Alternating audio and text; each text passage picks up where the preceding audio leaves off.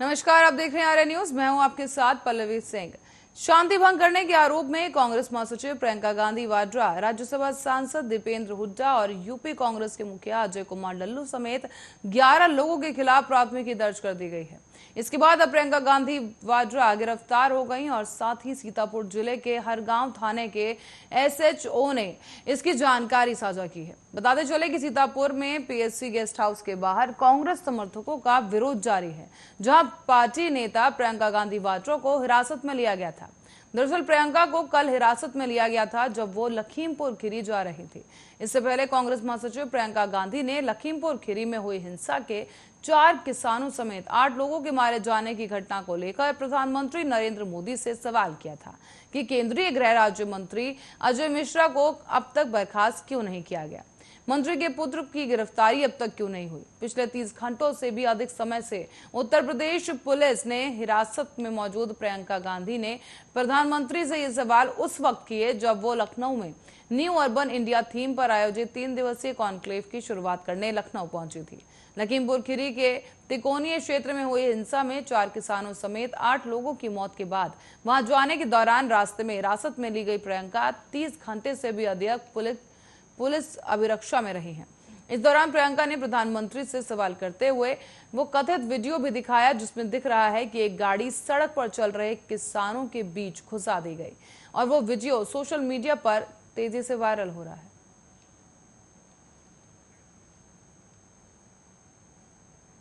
और international consortium of investigation journalist के Pandora papers के खुलासे के खलबली मच चुकी है।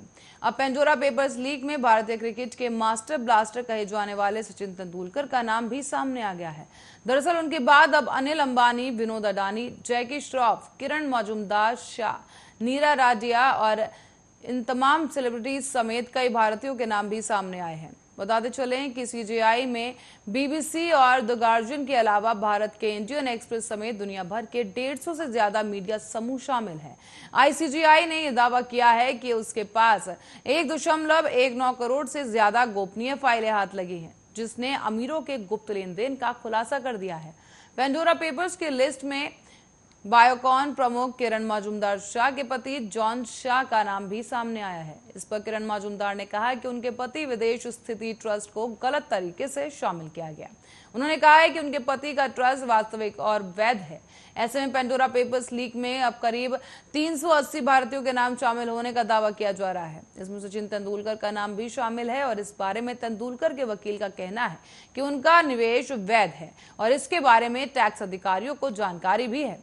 तो वहीं इस दौरान आदोषित विदेश संपत्ति रखने के आरोप में अनिल अंबानी और किरण मजूमदार शाह का भी नाम सामने आया।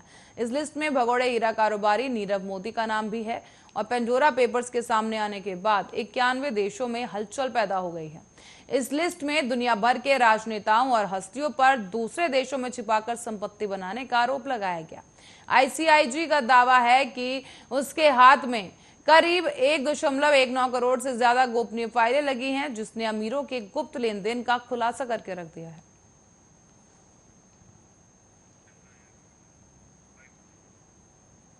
फेसबुक, व्हाट्सएप और इंस्टाग्राम की सर्विस लगभग 6 घंटे कल रात बंद रही। इस दौरान फेसबुक के सीईओ मार्क जकरबर्ग ने बताया है कि सर्विस मंगलवार से फिर से शुरू हो गई है।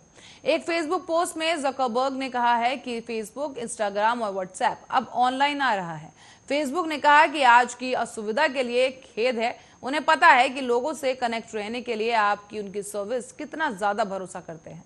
इससे पहले ट्विटर पर व्हाट्सएप ने बताया था कि जो लोग आज व्हाट्सएप को यूज नहीं कर पाए उनसे वो माफी मांगता है। कंपनी ने ट्वीट में बताया है कि व्हाट्सएप अब सबके लिए पूरी तरह से काम कर रहा है और धैर्य बनाए रखने के लिए धन्यवाद दिया। इसको लेकर और ज्यादा जानकारी आने पर वो अपडेट कर दिया जाएगा। बताते चलें कि भारतीय समय अनुसार रात लगभग 9:15 से ही व्हाट्सएप, फेसबुक और इंस्टाग्राम काम नहीं कर रहा था। इसको लेकर ट्विटर पर लोग रिपोर्ट करने लगे। ट्विटर पर सोशल मीडिया प्लेटफॉर्म्स के डाउन होना ट्रेंड करने लगा। इसे काफी बड़ा ग्लोबल आउटेज भी बताया गया है। इसको लेकर कंपनी की ओर फिलहाल कोई जानकारी नहीं दी गई कंपनी की तरफ से और ये सर्विस डाउन क्यों हुई इसका पता भी फिलहाल नहीं चल पाया है।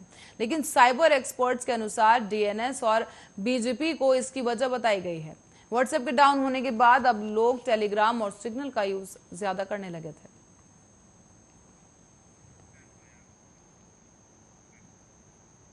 और फेसबुक, व्हाट्सएप और इंस्टाग्राम के डाउन होने से इसको लेकर इसके को फाउंडर और सीईओ मार्क ज़करबर्ग को व्यक्तिगत रूप से भारी नुकसान उठाना पड़ा है। उनके नेटवर्क में 6 घंटों में ही $7 अरब यानी कि करीब 52,217 करोड़ रुपए की गिरावट आ गई और वो अरबपतियों की लिस्ट में एक पायदान नीचे लुढ़क गए। इस तरह से ज़करबर्ग ने नेटवर्क में हर घंटे करीब 8,700 करोड़ रुपए की गिरावट आई है। गौरतलब है कि भारतीय समय अनुसार सोमवार को रात 10 बजे के आसपास सबने ये देखा कि दुनिया भर में फेसबुक की सभी सर्विसेज डाउन हो गई। फेसबुक की सर्विसेज के अलावा इंस्टाग्राम, व्हाट्सएप, अमेरिकी टेलीकॉम कंपनियां जैसे कि वेरिजॉन, AT&T एंड T-Mobile की सर्विसेज भी घंटों तक ठप रही हैं। गौरतलब है कि व्हाट्सएप और इंस्टाग्राम भी फेसबुक के स्वामित्व में ही आते हैं और इन सब को देखते हुए अमेरिकी शेयर बाजारों में फेसबुक के शेयरों में बिकवाली शुरुआत हो गई थी और इस दौरान एक ही दिन में इसकी कीमत में 5% की अधिक गिरावट आ गई। मध्य सितंबर से अब तक ये शेयर 15% टूट चुका है। ब्लूमबर्ग बिलियनियर इंडेक्स के मुताबिक इसकी वजह से ज़करबर्ग का नेट ग्रोथ और नेटवर्थ घटकर $120.9 अरब का रह गया और वो बिल गेट्स के नीचे यानी कि 5वें स्थान पर पहुंच गए हैं।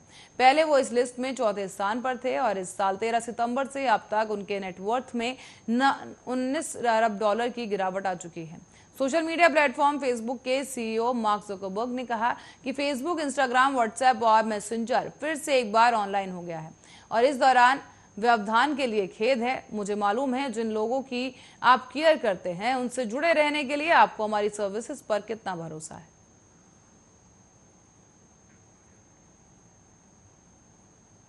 लखीमपुर खीरी में किसानों पर गाड़ी चढ़ाने के मामले में एक नया वीडियो अब सामने आ गया है। हम आपको बता दें कि आर्यन न्यूज की इस वीडियो की पुष्टि नहीं करता है, लेकिन इस वीडियो में गाड़ी कौन चला रहा है ये भी साफ तौर पर नहीं दिखाई दे रहा। ये वीडियो आम आदमी पार्टी के सांसद संजय सिंह ने ट्विटर पर डाला है। ट्विटर पर वीडियो पोस्ट करते हुए संजय सिंह ने लिखा कि क्या इसके बाद भी कोई प्रमाण चाहिए?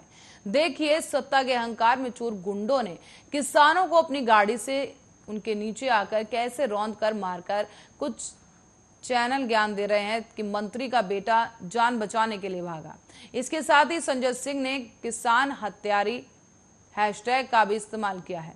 इस वीडियो में शुरुआत में किसान जाते हुए दिखाई दे रहे हैं। पीछे से एक काले और मिलिट्री कलर की एसयूवी आती है और किसानों को पीछे से टक्कर मारती हुई निकल जाती है। इसी बीच एक बुजुर्ग किसान गाड़ी की बोनट पर भी गिरता हुआ साफ दिखाई दे रहा है। तस्वीरें बहुत साफ नहीं है, लेकिन कार जिस तरह से टक्कर मारती हुई निकलती है उससे लगता है कि कई किसानों को रौंदती हुई यह कार आगे निकल पड़ी है। घटनास्थल पर चीख पुकार मच जाती है। कुछ लोग पीछे सड़क पर घायल पड़े दिखते हैं। तभी पीछे से एक और काले रंग की एसयूवी आती है और तेजी के साथ आगे निकल जाती है।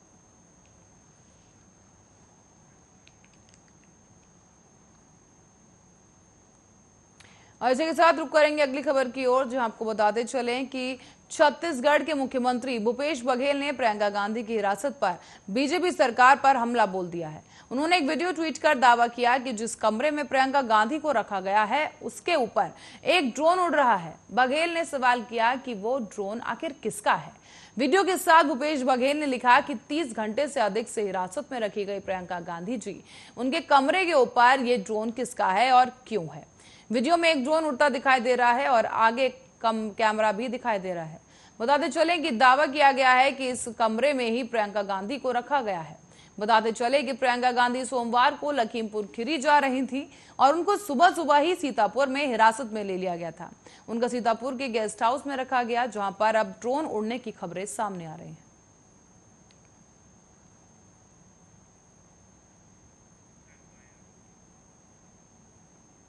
आरएसएस से जुड़े भारतीय किसान संघ के राष्ट्रीय महामंत्री बद्रीनारायण चौधरी ने लखीमपुर खीरी में हुई घटना को किसानों का बचाव किया है। उन्होंने वामपंथियों और नक्सलियों को इसके लिए जिम्मेदार बताया। उनका आरोप है कि हिंसा में लिप्त व्यक्ति किसानों ने बल्कि वामपंथी और नक्सली विचारधारा के वो लोग थे। भारतीय किसान संघ के राष्ट्रीय महामंत्री बद्रीनारायण चौधरी ने लखीमपुर खीरी की घटना को निंदनीय और दुर्भाग्यपूर्ण बताया है। उनका यह आरोप है कि इस घटना को वामपंथी और नक्सली विचारधारा के लोगों ने अंजाम दिया है। उनका यह भी कहना है कि जिस तरह से उन लोगों ने पीट पिटाकर लोगों की निर्मम हत्या कर दी, उससे पता चलता है कि वो किसान नहीं हो सकते। उन्होंने वामपंथी और नक्सलियों को इस घटना का जिम्मेदार बताते हुए राष्ट्र विरोधी बताया और पूरे मामले की निष्पक्ष जांच कराए जाने की भी मांग कर दी। उनका कहना है कि जिस तरह से हत्याएं की गई हैं उसे देखकर लगता है कि ये किसी प्रोफेशनल जल्लादों का काम है। सरकार इस पूरे मामले की निष्पक्ष जांच कराए और इस मामले में दोषियों को कड़ी से कड़ी सजा मिल सके। उनका आगे कहना है कि एमएसपी के मुद्दे पर आरएसएस ने भी देशव्यापी आंदोलन किया था जो पूरी तरह से शांतिपूर्ण रहा था। आरएसएस ने बीते 8 सितंबर को देशव्यापी आंदोलन एमएसपी के मुद्दे पर किया था जिसमें 513 जिलों में 97,000 से ज्यादा किसान धरने पर बैठ गए थे जो कि पूरी तरह से शांतिपूर्ण रहा।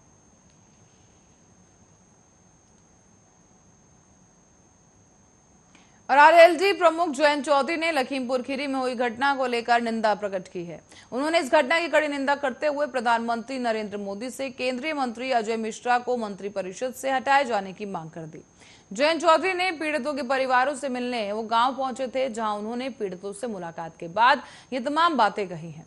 चौधरी ने यह भी दावा किया कि ग्रामीणों ने मुलाकात के दौरान बताया है कि हिंसा पूर्व नियोजित और प्रतीत होती है और उम्मीद है कि योगी आदित्यनाथ के नेतृत्व वाली उत्तर प्रदेश सरकार किसानों पर कानूनी कार्रवाई नहीं करेगी। रविवार को हुई हिंसा के इस घटना में 8 लोगों की मौत हो गई। दौरान आपको बताते चले कि उत्तर प्रदेश के मुख्यमंत्री केशव प्रसाद मौर्य ने केंद्रीय गृह राज्य मंत्री अजय मिश्रा के पैतृक गांव बनबीरपुर के दौरे से पहले रविवार को केंद्र के नए कृषि कानूनों के खिलाफ प्रदर्शन के दौरान हिंसा भड़क गई थी। अजय मिश्रा के बेटे आशीष मिश्रा और बीजेपी समर्थक पर अपनी एसयूवी से किसानों को कुचलने का आरोप है, जबकि मंत्री का यह दावा है कि घटना के दौरान उनका बेटा वहां मौजूद ही नहीं था। आरएलडी अध्यक्ष ने दिल्ली से 13 घंटे की लंबी यात्रा के बाद सोमवार को तिकोनियों में मृतक किसान गुरवेंद्र सिंह के परिवार शाम करीब 6 बजे मुलाकात की। इस यात्रा के दौरान चौधरी को भारी पुलिस तैनाती के बीच मार्ग और वाहन बदलने और यहां तक कि पैदल चलने के लिए भी मजबूर होना पड़ा। पुलिसकर्मियों के तैनाती नेताओं का यहां पहुंचने से रोकने के लिए रास्ते में भी उनकी घेराबंदी की गई। साथ ही आपको बताते चलें कि चौधरी ने बताया कि मैंने सिंह के परिवार से मुलाकात की है। वो सिर्फ 18 साल का था। परिवार गरीब है, उसके पिता एक श्रमिक है। मैं उसकी 2 बहनों से मिला जिन्होंने मुझे कहा है कि वो अपने माता पिता की सेवा करेंगी। ये कहना उनके लिए कितना साहस की बात है। उन्होंने ये भी कहा कि मैंने अन्य ग्रामीणों से भी बात की है और मुझे बताया गया कि जिन एसयूवी ने किसानों को कुचला उनके आगे के हिस्से में डंडे लगे हुए थे और ये टक्कर के प्रभाव को बढ़ाने के लिए किया गया था। इससे साबित होता है कि ये एक पहले से नियोजित अमानवीय आपराधिक कृत्य था जो हमने लखीमपुर खीरी में देखा है। उन्होंने मोदी से केंद्रीय मंत्री को अपने मंत्रिपरिषद से बर्खास्त करने और उनके बेटे और दोषी साबित होने वाले अन्य लोगों के खिलाफ सख्त कार्रवाई सुनिश्चित करने का आग्रह किया है। चौधरी ने नेताओं को हिंसा पीड़ितों के परिवारों से मिलने से रोकने के लिए उत्तर प्रदेश सरकार पर भी निशाना साधा।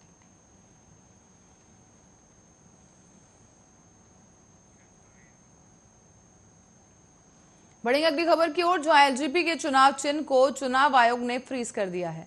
वहीं सांसद चिराग पासवान हर हाल में बिहार में 2 विधानसभा सीटों पर होने वाले उपचुनाव में नई पार्टी बनाकर अपने उम्मीदवार को उतारने की तैयारी कर रहे हैं।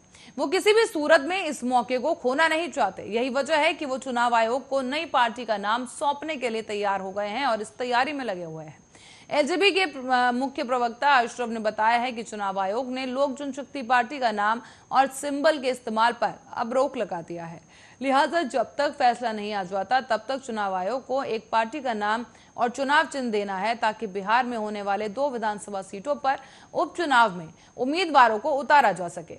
प्रवक्ता अशरफ ने यह भी बताया कि चिराग पासवान दोनों सीटों से अपने उम्मीदवार मैदान में उतारेंगे और ये बात तय है। बताते चले कि सिंबल फ्रीज होने के बाद चिराग ने प्रतिक्रिया दी थी। ट्वीट कर कहा गया कि चुनाव आयोग का फैसला उनसे सवाल की तरह है जिन्होंने गरीब की लड़ाई लड़ रहे एलजेपी की पहचान मिटाने की कोशिश की है। मां का स्थान रखने वाली पार्टी को महज एक कुर्सी के लिए दलित विरोधी जेडीयू के हाथ बेचने की साजिश की गई। साजिश सफल नहीं होगी, एलजेपी का ध्वज शान से लहराएगा। चिराग पासवान ने आगे लिखा था, भयंकर कुचक्र के तहत एलजेपी को खंडित करने की मुहिम जारी है। पिताजी के 5 दशकों के परिश्रम को बर्बाद करने में बिहार के 47 लूपों का साथ अपनों ने भी दिया है। उनके संकल्पों को विराम देने की इस कोशिश में सफल नहीं होने देंगे। आयोग ने यह अंतरिम फैसला लिया है और हमारे तर्कों की जगह मिली है। इस दौरान एलजेपी की हुंकार कायम रहेगी।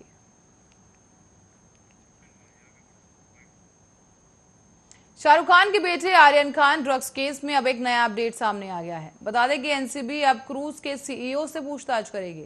इसीलिए एनसीबी ने सीईओ को दूसरा समन भेजा है। शिप पर रेड के दिन एनसीबी के कई मुखबिर पोर्ट पर बाहर ही खड़े थे, जो एनसीबी को टारगेट करने के लिए उनकी फोटो क्लिक कर भेज रहे थे। उन्होंने ही अरबाज और शाहरुख के बेटे आर्यन की फोटो क्लिक कर एनसीबी की टीम को भेजी थी। तभी दोनों को एनसीबी ने धर दबोचा है। शिप से जुड़े अधिकारियों से 2 अक्टूबर यानी कि रेड वाले दिन का जो शिप है उसका मैनिफेस्टो भी मांगा गया, जो कि आज एनसीबी को सौंपा जाएगा। इस मैनिफेस्टो में शिप में आने वाले हर शख्स की पूरी डिटेल्स होंगी, जिसमें रूम नंबर, उनके आई कार्ड, मोबाइल नंबर समेत अन्य जानकारी मौजूद रहेगी। वहीं शिप के अधिकारियों से शिप के तमाम सीसीटीवी फुटेज की भी मांग की गई है। आर्यन खान ने एनसीबी की पूछताछ में बताया है कि आर्यन ने फिल्म मेकिंग का कोर्स किया हुआ है, विदेश में भी स्टडीज की हैं। ऐसे में नेजल ड्रॉप की मांग कोर्ट से आर्यन के लिए की गई थी, जो कि उसे उपलब्ध कराई गई है। आर्यन ने अपने हाथ से करीब 4 पेज का अपना बयान एनसीबी के सामने लिखा है। आर्यन खान को अभी बेल नहीं मिली है, लेकिन बताते चले कि सोमवार को किला कोर्ट ने आर्यन की कस्टडी को 3 दिन के लिए और बढ़ा दिया है। दूसरी तरफ शाहरुख खान के घर पर लगातार बॉलीवुड सितारों का आना जाना भी लगा हुआ है।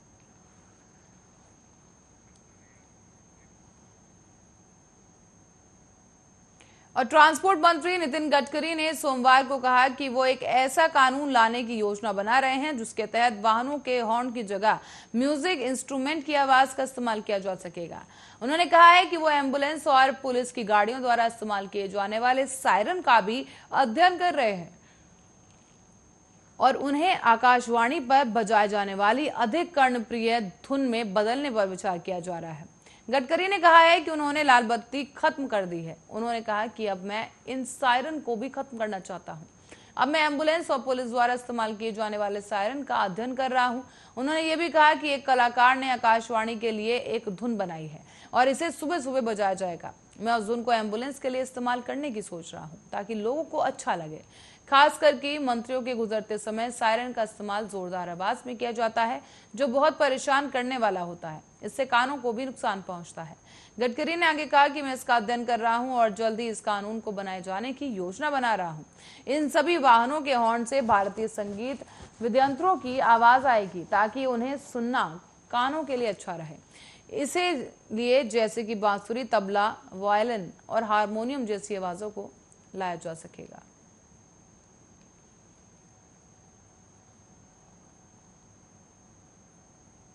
और इंग्लैंड ने भारत में अगले महीने होने वाले FIH जूनियर हॉकी विश्व कप टूर्नामेंट से अपना नाम वापस ले लिया है।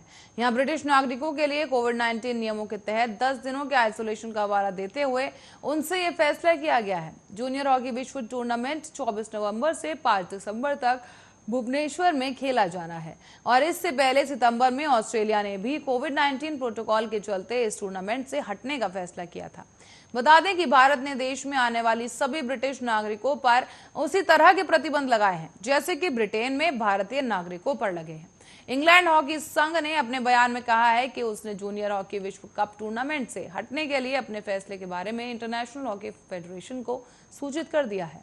साथ ही टीम के परफॉर्मेंस डायरेक्टर एंड बॉर्नी ने कहा कि उदास मन से हमने भारत में होने वाले जूनियर हॉकी विश्व कप टूर्नामेंट से हटने का फैसला किया है। हम उन खिलाड़ियों और कोचों के प्रति बेहद सहानुभूति रखते हैं जो अपने देश का प्रतिनिधित्व करने के इस अवसर से चूक जाएंगे। इससे पहले ऑस्ट्रेलिया भी कोविड-19 प्रोटोकॉल के चलते जूनियर हॉकी विश्व कप टूर्नामेंट से हटने का ऐलान कर चुका है।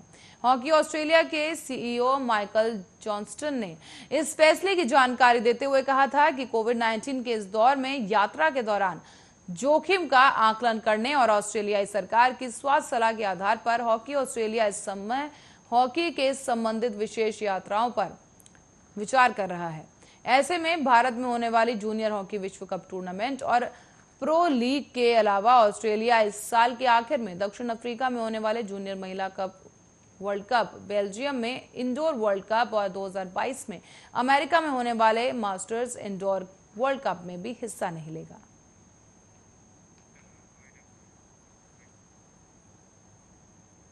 इसके साथ ही फिलहाल के लिए बुलेटिन में इतना ही। देश दुनिया की तमाम खबरों के लिए बने रहे हमारे साथ।